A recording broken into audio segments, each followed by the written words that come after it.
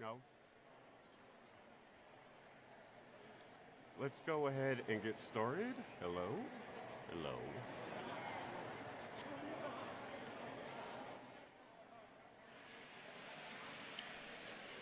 Hey, good morning, everybody. Let's go ahead and get started. One. There we go. Hey, there we go. Good morning, everybody. Thank you very much. So I want to, on behalf of my colleagues at E3G, welcome you to the 2026 State of Climate Politics Forum. My name is Clarence Edwards. I'm the Executive Director for E3G in the United States and your host for this morning's event. Some practical issues first. The Met Office has issued an amber weather warning for extreme heat in London today. I think it's going to be about 38.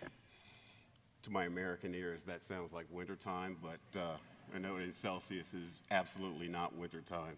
So it's really important for you to stay, you know this, but I'm going to tell you anyway. Stay hydrated. We have water for you outside. There's sodas, but it's really important to stay hydrated. Dehydration can sneak up on you, so be careful. Restrooms are one level down in case you need those after you're hydrating.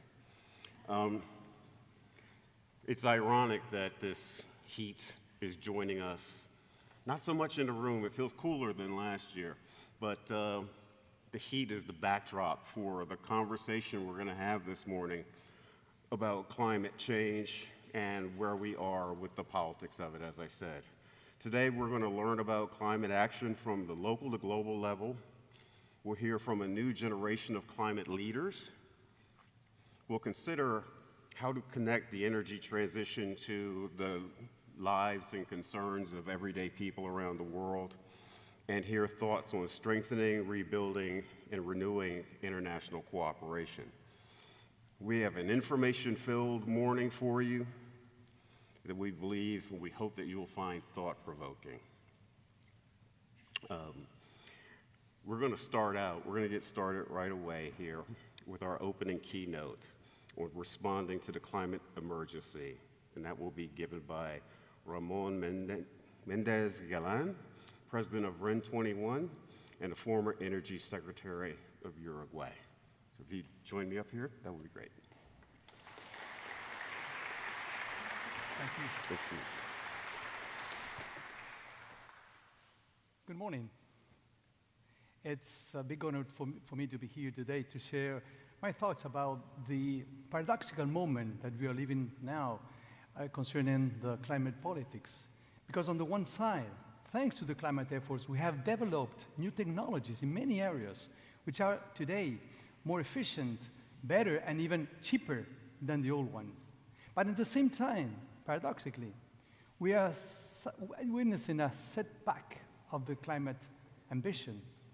And the energy sector is perhaps one of the best examples of that. So I will try to share this, to illustrate this with an example of what happened in my country, Uruguay, when many people are now calling the Uruguayan energy revolution, because in a short period of time, we went from about 50% share of fossil fuels in the power mix to only about 2% now.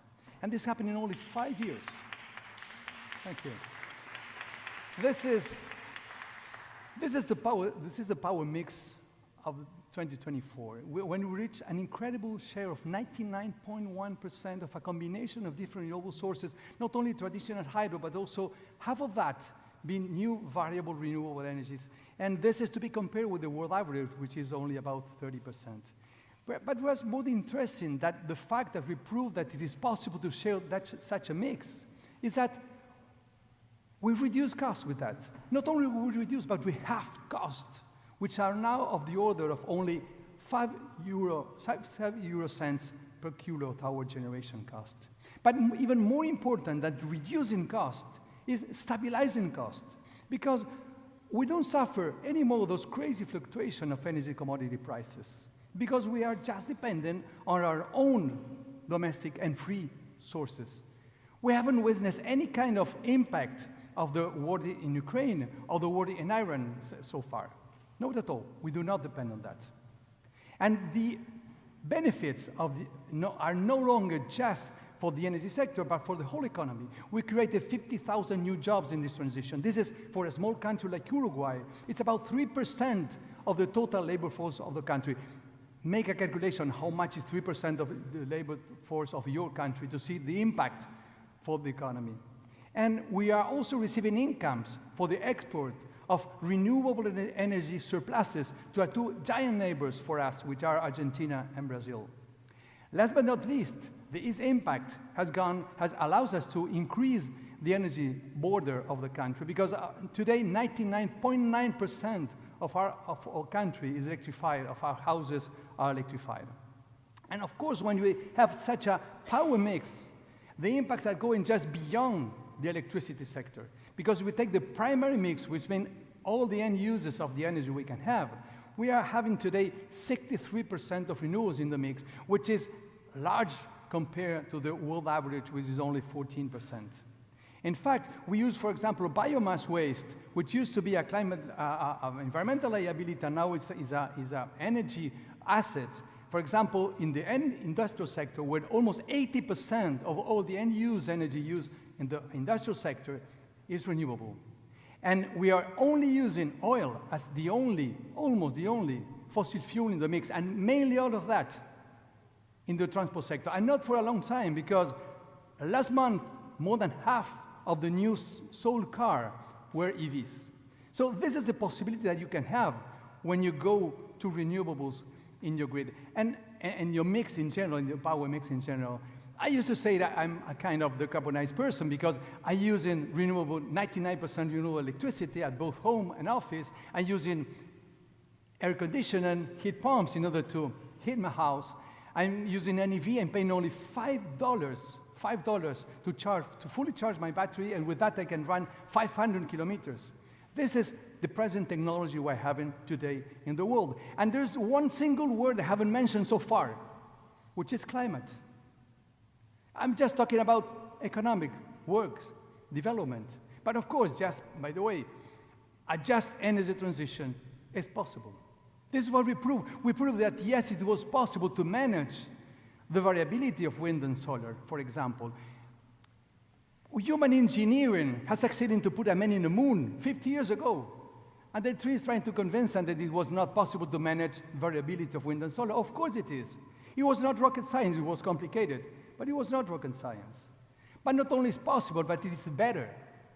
Once again, renewables are ripe to provide very extraordinary benefits at the national level, just beyond climate. Because I didn't mention climate. By the way, yes, our emissions, per capita emissions, at least in the power sector, are 40 times smaller than the world average. Yes, it is possible to decarbonize an economy. So the point is that today, what we are calling the renewable-based economy, the renewable development, is ready. They are ready to deliver. And this is even better and better as time is passing by, because only in the last 15 years, the most important renewable technologies, mainly wind offshore, solar PV, and batteries, they have decreased by tremendous amount. Solar PV decreased cost by 8 times.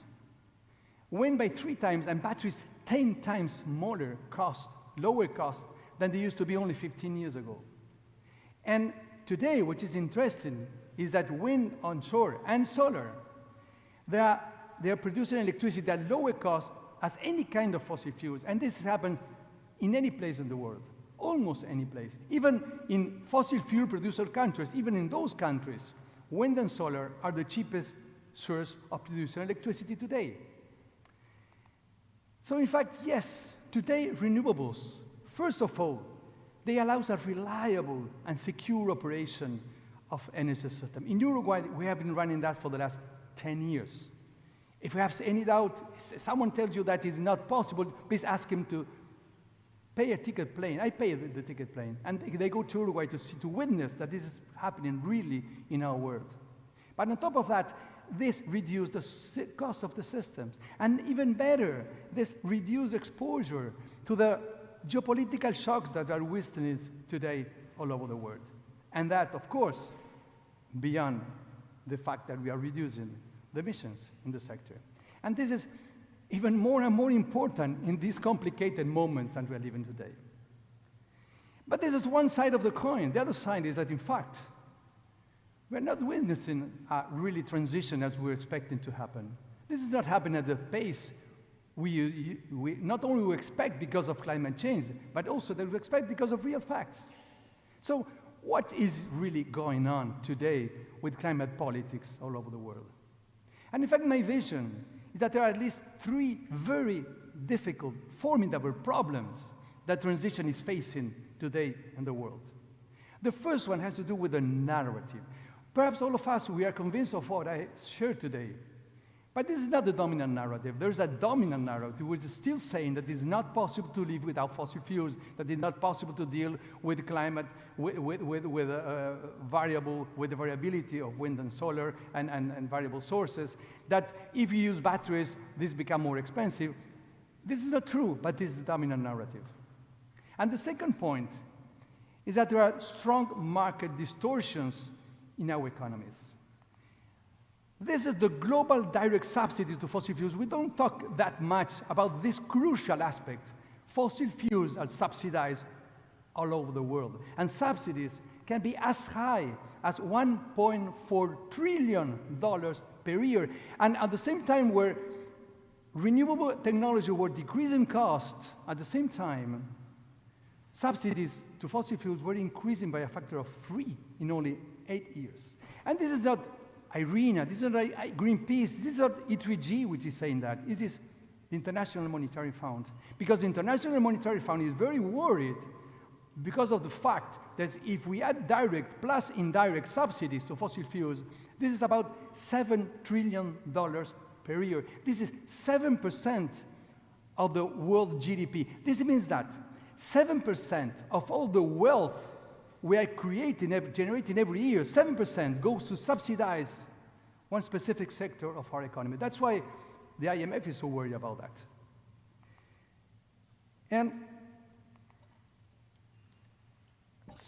beyond just these two things, beyond the fact that we are having a dominant narrative and the markets are completely distorted, there's a third formidable problem, which is the fact that, in fact, we are using inadequate rules of the game for renewables. The rules of the game has been built according to the characteristic of fossil fuel, and that's fine because they were the winners till a short time ago. But today what is happening is that we're asking renewables to compete with inadequate rules of the game, and those rules of the game has been done specifically to favor fossil fuels. What you are doing today with renewables is like taking the best, but then when he comes, instead of giving him a football ball, we are giving him a tennis racket and put it in a tennis court. This is what we are doing. And no matter which is the best that you're choosing, no matter who it is, it's the same. The point is that renewables cannot deliver because today what is happening is that the influence of incumbents, the influence of fossil fuel stakeholders is too strong. That's why we have all these formidable barriers. And that's why, I mean, just because it's cheaper doesn't mean that transition is going to happen spontaneously. So in fact, what can we do? What can we do in this context? And please let me go back a little bit to Uruguay and to understand what were the real reason, the key success in the Uruguay case. And in fact, I can organize this in only two of them. The first one is the fact that we understood that we needed sustained public policies and stable public policies in order to make it possible. So first of all, we built a new narrative which was based in real facts of the benefits that the transition can have to our own national interest.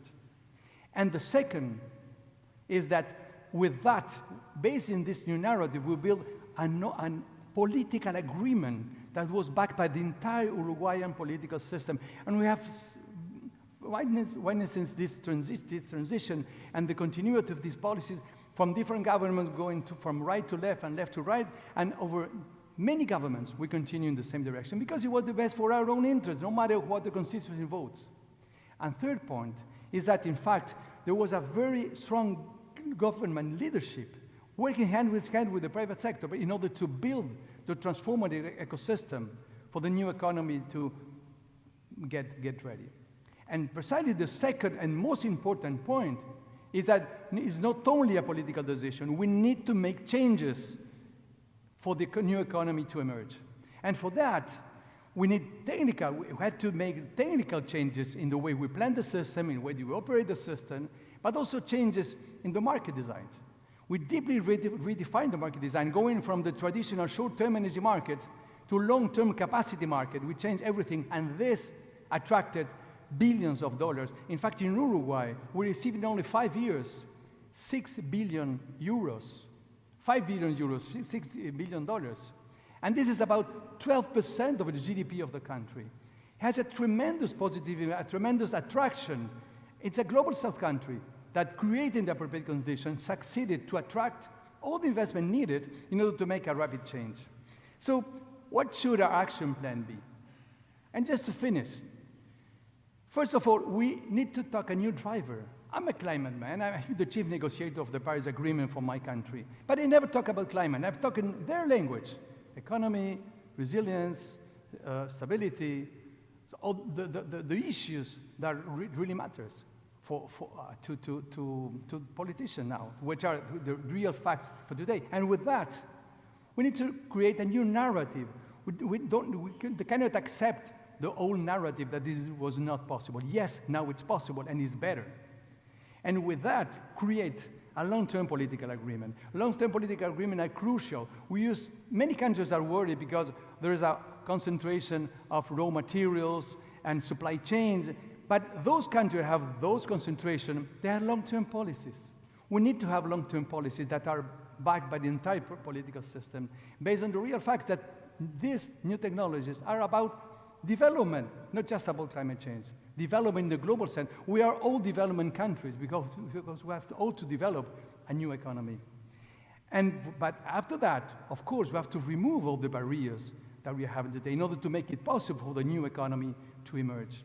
And last but not least, for that, we need strong political leadership with new, broad and diversified alliances in order to make it possible all over the world. So my message is, it's no longer time for having political targets. It's implementation time. And this is what we're doing with both my organization and which is EVI, which are sharing these experiences to other countries of the Global South and through the global network I chair, which is REN 21. So thank you very much.